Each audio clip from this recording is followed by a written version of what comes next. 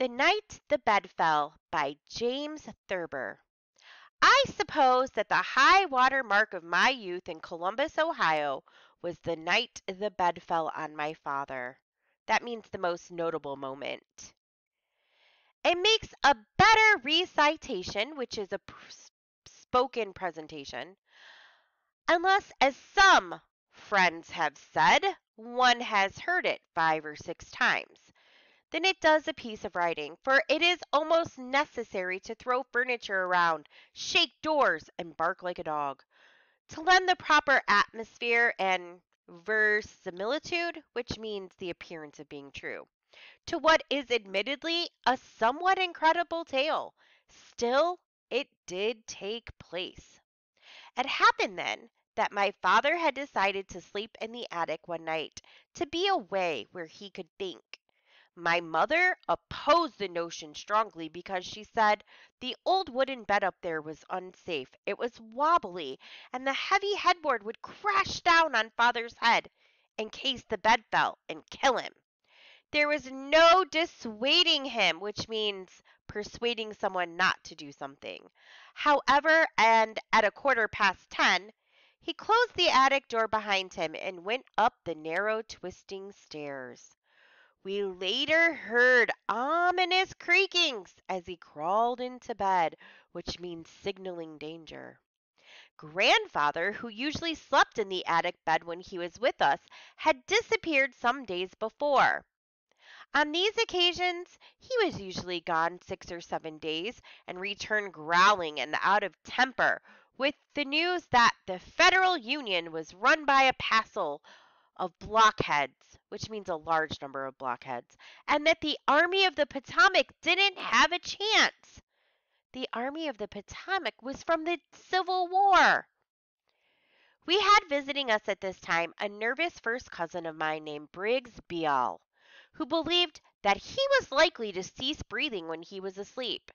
It was his feeling that if he were not awakened every hour during the night, he might die of suffocation.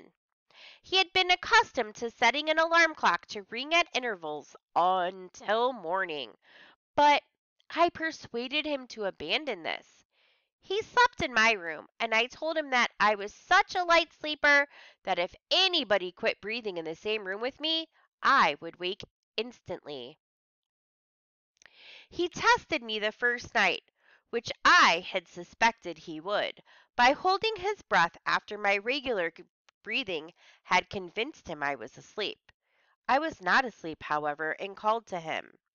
This seemed to allay or ease his fears a little, but he took the precaution of putting a glass of spirits of camphor, which is something with like a really strong odor, on a little table at the head of his bed. In case I didn't arouse him until he was almost gone, he said, he would sniff the camphor and a powerful reviver. Briggs was not the only member of his family who had his crotchets or odd habits. Old Aunt Melissa Beale, who could whistle like a man with 2 fingers in her mouth, suffered under the premonition, or feeling that something bad's going to happen, that she was destined to die on South High Street, because she had been born on South High Street and married on South High Street. Then there was Aunt Sarah Schoaf, who never went to bed at night without the fear that a burglar was going to get her in and blow chloroform under the door through a tube. So chloroform is something that can make people go unconscious, fall asleep. To avert this calamity or disaster, for she was in greater dread of anesthetics than of losing her household goods. So she was worried about becoming unconscious more than losing her valuables. She always piled her money, silverware, and other valuables in a neat stack just outside her bedroom with a note reading, "This is all I have. Please take it and do not use your chloroform, as this is all I have." Aunt Gracie Schoaf also had a burglar phobia, but she met it with more fortitude or strength and determination. She was confident that burglars had been getting into our house every night for 4 years. The fact that she never missed anything was to her no proof to the contrary. She always claimed that she scared them off before they could take anything by throwing shoes down the hallway. When she went to bed, she piled where she could get at them handedly all the shoes there were about her house. 5 minutes after she had turned off the light, she would sit up in bed and say, "Hark!" Her husband, who had learned to ignore the whole situation as long ago as 1903, would either be sound asleep or pretend to be sound asleep. In either case, he would not respond to her tugging and pulling, so that presently she would arise, tiptoe to the door, open it slightly, and heave a shoe down the hall in one direction, and its mate down the hall in the other direction. Some nights she threw them all, some nights only a couple of pair. But I'm straying from the remarkable incidents that took place during the night that the bed fell on father.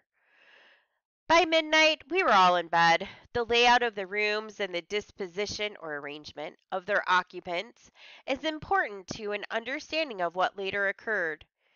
In the front room upstairs, just under father's attic bedroom, were my mother and my brother Terry, who sometimes sang in his sleep, usually marching through Georgia or onward Christian soldiers. Briggs BL and myself were in a room adjoining this one, so that means that their rooms were next to each other. My brother Roy was in a room across the hall from ours. Our bull terrier Rex slept in the hall. My bed was an army cot, one of those affairs which are made wide enough to sleep on comfortably only by putting up flat with the middle section, the two sides which ordinarily hang down like the sideboards of a drop-leaf table. When these sides are up, it is perilous or dangerous to roll too far toward the edge, for then the cot is likely to tip completely over, bringing the whole bed down on top of one with a tremendous banging crash. This, in fact, is precisely what happened about 2 o'clock in the morning. It was my mother who, in recalling the scene later, first referred to it as the night the bed fell on your father.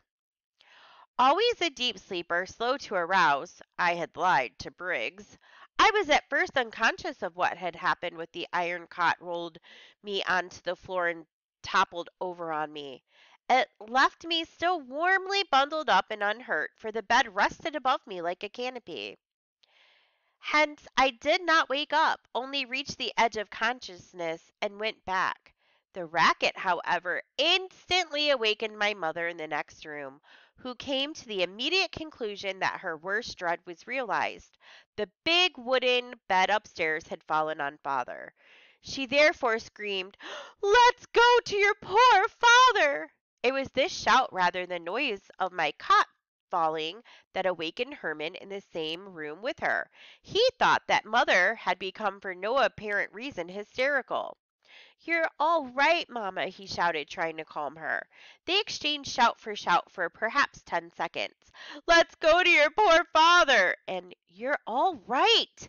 That woke up Briggs. By this time I was conscious of what was going on in a vague way, but did not yet realize that I was under my bed instead of on it.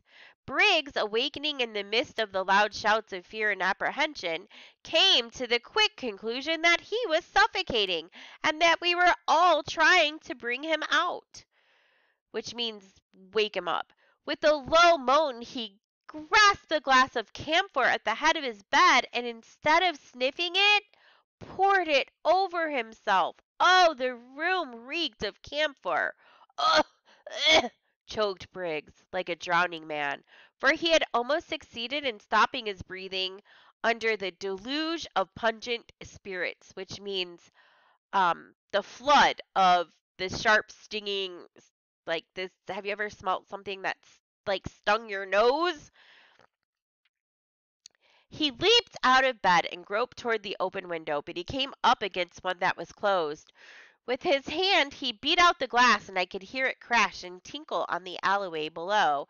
It was at this juncture, or at this point in time, that I, in trying to get up, had the uncanny sensation of feeling my bed above me. Foggy with sleep, I now suspected, in my turn, that the whole uproar was being made in a frantic endeavor to extricate me from what must be an unheard of and perilous situation. So he is saying that he thought everybody was trying to help him get, like out from under the bed. Get me out of this, I bawled. Get me out. I think I had the nightmarish belief that I was entombed in a mine. So that means like he was thinking he was stuck underground. Ugh! Gasped Briggs, floundering in his camphor. By this time, my mother, still shouting, pursued by Herman, still shouting, was trying to open the door to the attic in order to go up and get my father's body out of the wreckage. The door was stuck, however, and wouldn't yield. Her frantic pulls on it only added to the general banging and confusion. Roy and the dog were now up, the one shouting questions, the other barking. Father, farthest away and soundest sleeper of all, had by this time been awakened by the battering on the attic door. He decided that the house was on fire. I'm coming, he wailed in a slow, sleepy voice. It took him many minutes to regain full consciousness. So sometimes it takes a while for you to actually like wake up. My mother, still believing he was caught under the bed, detected in his "I'm coming" the mournful, resigned note of one who is preparing to meet his Maker. "He's dying!" she shouted. "I'm all right!" Briggs yelled to reassure her. "I'm all right!" He still believed that it was his own closeness to death that was worrying Mother. I found at last the light switch in my room, unlocked the door, and Briggs and I joined the others at the attic door.